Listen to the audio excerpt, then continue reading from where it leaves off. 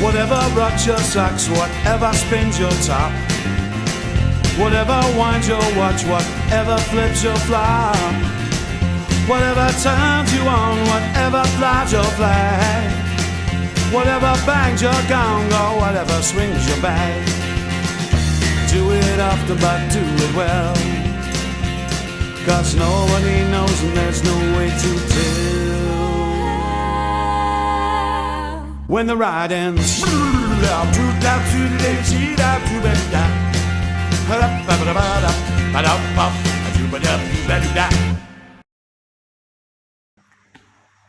good morning. Welcome back to Turtle Beach. How was your week? Yeah, I can't hear you. Yeah, let's talk about me instead. My week was terrific. Every week on Turtle Beach is terrific, but this week had a few highlights. I got my tooth fixed. Yeah, it's just a clip-in, just a little prosthetic. Cost about 2,500 baht, which is what, 80 bucks US, $80, I think. And took about a week to get it made, and it clips in, clips out. And like I said, I can eat with it, I can live with it, but I think I probably won't. I don't really have a reason to be vain except when I make these videos. So I think if you visit Turtle Beach and meet me, you will meet me missing that tooth.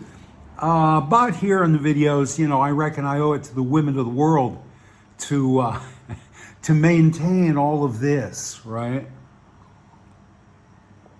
All right. Listen, what I want to do this week is read you another story from Expat Days. This is one of my books. This is a collection of columns, 1,000-word newspaper columns from the 1980s. They were published in The Nation in Bangkok, and they had a readership, they claimed. The Nation had a readership of 100,000 readers every day, and maybe 10% or 10,000 people read my stories on a Sunday. And I've read a couple of them here, and they did okay. They got an audience, and I'm not doing the Boontongs videos anymore, so I'm going to do this to mix it up. Not every video, but I think every few videos, I'll read you a little something. You can treat it like a podcast or an audiobook. You don't have to look at the monitor or your phone while I read this. Set it down, turn the volume up, and do something with your hands. Crochet, macrame, do yoga. My voice, I'm told, is very soothing. At any rate, this is a story called Choose Me. It's prompted because this week I saw a monger with a video channel defending the monger lifestyle. And one of the things he said was, all these women choose to be in this profession. And I think that's probably to an extent correct, you know, within the 1,000-year-old conversation about what is free will and do we have free will. I think he expressed it in a very crude and self-serving way, but he's a monger, and that's his whole life, crudeness and self-serving. But I addressed the same issue. I think now probably it's more true than it was. When I wrote this back in 89, 90, I think most of the women working in the commercial sex industry were there because of necessity, because there were no jobs back in Isan, and there was less education and less industry than there is now. Now, I think most young women in Thailand and young men have other options. I think that, particularly if you're a pretty young woman, you'll get hired on the basis of just that for any variety of jobs in the kingdom. From pretty, a professional pretty, there is a profession in this country of simply being a pretty woman. And it's called pretty. And, you know, they open car shows and they stand on stage on TV shows and gesture at things. The Vanna White School of Performance Art. And I think now, in my very limited, very brief experience in this iteration of my life in Thailand, I think the women I have met working in that industry came from, they had educations, at least through high school. Now I think public education is much more widespread and people go longer now, particularly. And I think the people working in the industry that I have met in this iteration of my life in Thailand have been people who don't work normal jobs because they got something going on. They got a drug addiction, their husband has a drug addiction, they are on the run from the law. You know, the same reason Thai men often go into the monkhood to get away from a life they've screwed up terribly. Women will go into the commercial sex industry to get away from a life they have screwed up. But at any rate, the whole question of free will, who goes into this industry for what reasons? So, I would like to read you this, and thank you for your attention. Choose Me by Steve Rosse. Love that guy's writing. I was in the Woolly Gastropod bar last night, mourning my motorcycle. As a father of two, I can no longer travel on two wheels, and I had spent the day cruising the island, burning off the last of the gas in the tank. I was damned if I was going to give the guy I sold my bike to even 1 liter of fuel. Not after the way he wheedled me down on my asking price. It was an emotional night for me, not made any easier by the attentions of a girl dancing over the bar. She had a sweet face and a body that should have been home, hunched over some algebra homework. She slowly shuffled back and forth over my stool, smiling at me and giving me her best angles. She wore white panties and a white bikini top that glowed like Chernobyl in the black light. And I stared up at her like a deer caught in the headlights of an onrushing car. I escaped to the men's room, only to find myself elbow to elbow with some tourist. We stood there next to each other and had one of those moments where two men will discuss sports, religion, and politics while they gaze intently at the cracks between the tiles 2 inches in front of their nose. The tourist was finally more successful than I was at making his urethra relax in public. Phuket is a magnificent ride on a motorbike. This is 30 years ago. But after a certain age, that kind of fun plays hell with your prostate gland, and my legs were getting tired from standing lock-kneed at the urinal.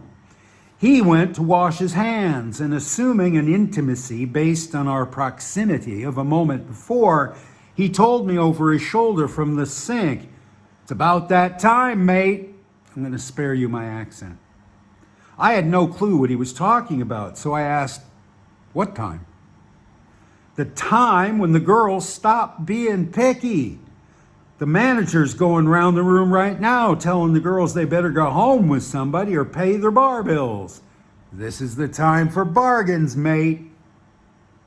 I said something non-committal and concentrated on the air freshener dissolving in the porcelain bowl in front of me. "That little number in white was giving you the eye," he said. "You taking her out?" he asked as he dried his hands. "Nah," I said. "I've been arguing with my wife this week. And at the moment, my idea of heaven is an island with absolutely no women on it at all. And then, since it's risky to disown an interest in women to a guy you meet in a public toilet, I added, I'd like to have a big dog with me, you know, one trained to fetch beers out of the fridge." He laughed on his way out the door, and he said, "To each his own, mate. We make our choices, and the girls make theirs, right?"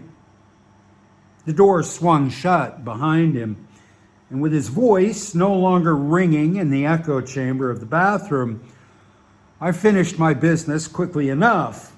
As I washed my hands, I thought that if one more worthless, sorry pub crawler says to me, "You know, these women choose to be prostitutes," I was going to puke all over his shoes.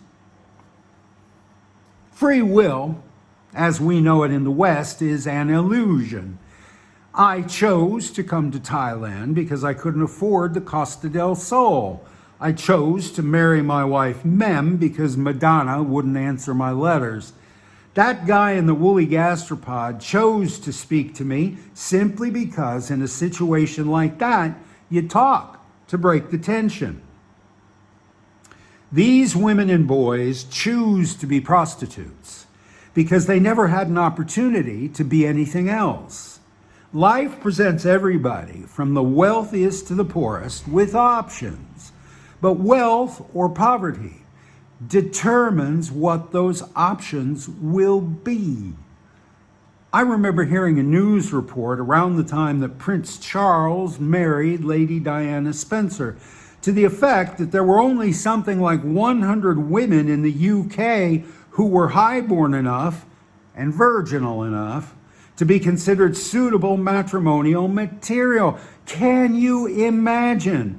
The guy is the Prince of Wales, the Earl of Chester, and the Duke of Cornwall and Rosse. But he's got poorer marriage prospects than a Mexican peasant in a village of 2,000 souls. If a girl is sold by her parents into a brothel at the age of 16, and then 2 years later buys her freedom and becomes a freelancer in a Patangogo bar, you can't really say she chose prostitution.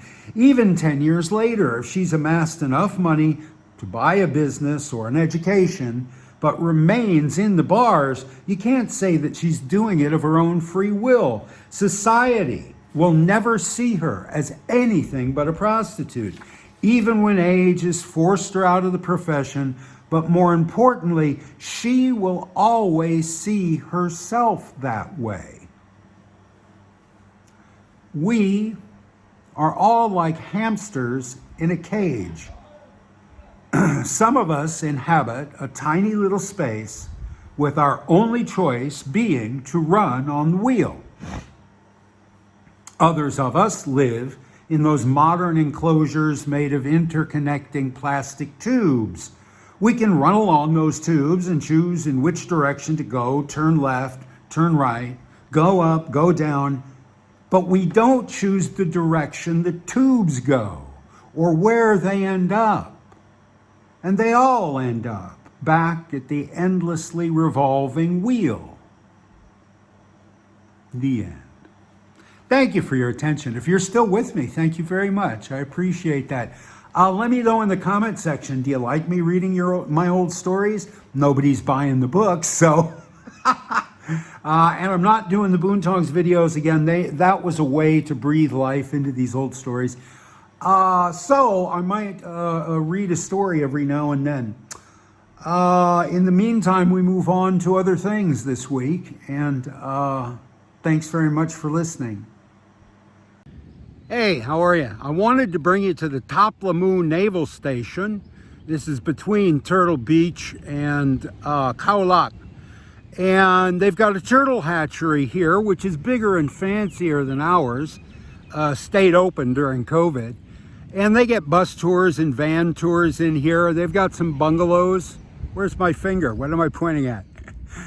They got some bungalows back there, and a nice big green sward. And the reason I brought you here is because they've got a sea turtle and a whale made out of chicken wire, completely full of plastic drinking water bottles off the beach. And I brought you here because someone made a comment this week. She said, oh, it's a great thing you're doing, raising awareness of beach trash by collecting trash off the beach and turning it into decor. And it was a nice thing to say, and I appreciate all the positive comments, even if I don't respond to them. I read everything, and I appreciate the nice ones. But honestly, you know, it's 2024. If you're not aware that we are shitting in our beds every single day of every single week of every single year, every single human being on this planet, we are shitting in our beds. If you're not aware of that by now, then nothing I do is going to convince you. and nothing the Navy does. This is Toplamu Naval Station. This is controlled by the Navy. There's a golf course here that's very profitable. I mean, popular. And yeah, they have beach cleanup days, and the beach right in front of the turtle hatchery here is relatively clean. There's a lot of casuarina needles on the beach right now, but it's clean of plastic drinking water bottles.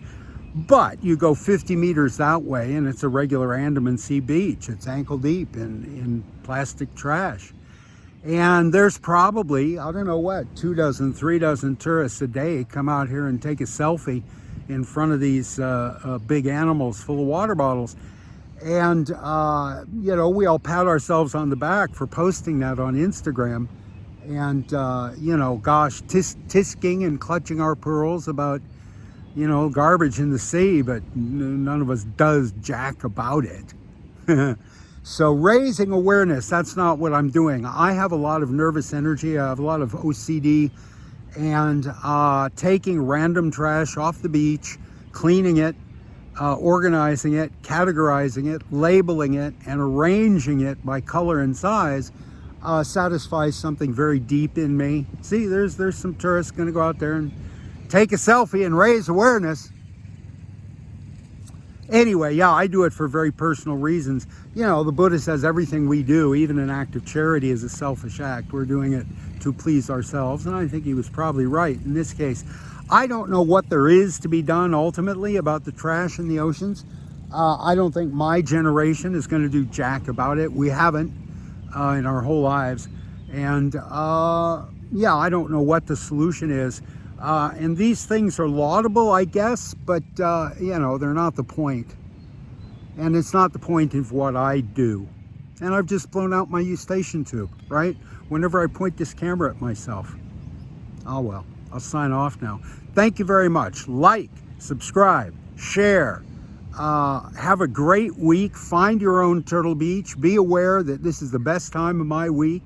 I love talking with you like this, talking at you like this, and I love you. I very much appreciate you. Thanks very much. Have a great week.